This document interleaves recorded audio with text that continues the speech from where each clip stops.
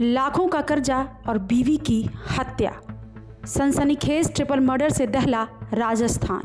माथे पर टीका, गले में मंगलसूत्र, दुल्हन के जोड़े में ये लड़की बेहद ही खूबसूरत लग रही है। लाल जोड़े में सजी इस लड़की का नाम है किरण।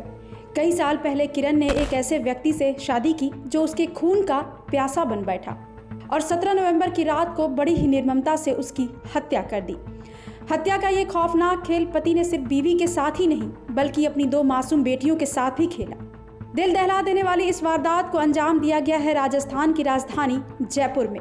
आपकी स्क्रीन पर ये जो तस्वीर नजर आ रही है ये वही पति है। इसका नाम है अमित उर्फ करण। उत्तर प्रदेश के फतेहपुर का रहने वाला अमित जयपुर के डुंगर इलाके में अगरबत्ती बनाने का काम करता था, लेकिन इसके जरिए बनाए गए अगरबत्ती की खुशबू जितनी अच्छी है, इसके कारनामे उतने ही भयानक है। जिस इलाके में अमित अगरबत्ती बेचता था उसी डुंगर इलाके में वो अपनी बीवी और 2 बच्चों के साथ रहा करता था और आए दिन इसके घर से लड़ाई झगड़े की आवाज़ आती रहती थी। आए दिन बीवी के साथ अमित का झगड़ा होता था। एक दिन ये झगड़ा इतना बढ़ गया कि अमित गुस्से में बौखला गया। इसी बौखलाहट में उसने शुक्रवार यानी कि 17 नवंबर की रात पहले तो अपनी बीवी किरण को हथौड़े से मारकर उसे मौत के घाट उतार दिया। इसके बाद वो अपनी एक 11 साल की बेटी के पास पहुंचा। उसे भी उसने इसी हथौड़े से अपने वहशीपन का शिकार बनाया और हथौड़े से मार मार कर उसकी भी जान ले ली। बाद में दोनों की लाश को एक कमरे में छिपा दिया। अब बारी थी एक और 6 साल की बेटी की, जो कि पिता के हैवानियत से पूरी तरीके से अनजान थी और उसकी आंखों के सामने घूम रही थी। अपनी मौत से पूरी तरह से अनजान अपनी छोटी बेटी को अमित ने मारा नहीं बल्कि उसे लेकर दिन भर घर से बाहर घूमता रहा। रात को दोनों घर आए और अमित छोटी बेटी के साथ ही दूसरे कमरे में सो गया, लेकिन उसकी आंखों में नींद नहीं थी और दिमाग में लगातार बेटी को मारने का खौफनाक प्लान ये दरिंदा पिता बना रहा था। फिर रविवार तड़के उसने सोती हुई छोटी बेटी को भी मौत के घाट उतार दिया।